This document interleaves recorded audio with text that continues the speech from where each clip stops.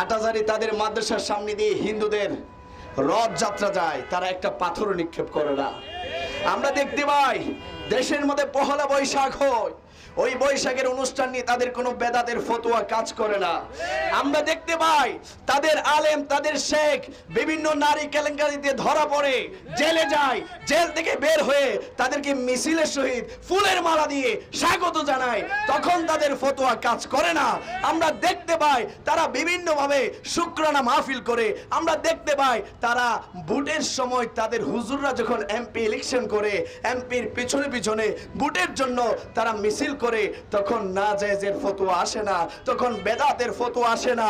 আর আমার নবী রাহমাতুল লিল নবী, যেই নবীর সাদকায় আমরা লাইলাতুল কদর পেয়েছি, যেই নবীর সাদকায় আমরা লাইলাতুল বারাত পেয়েছি, ঈদুল আজহা পেয়েছি, ঈদুল ফিতর পেয়েছি, যেই নবীর সাদকায় আমরা নামাজ পেয়েছি, রোজা পেয়েছি, হজ পেয়েছি, যাকাত পেয়েছি, ওই নবীর মিলাদুন নবী যখন আমরা সুন্নি আশিক রাসূল মুমিনরা আয়োজন করি, তখন ওই শয়তানের গোষ্ঠীরা মিলাদুন নবীর জুলুসে হামলা চালায়।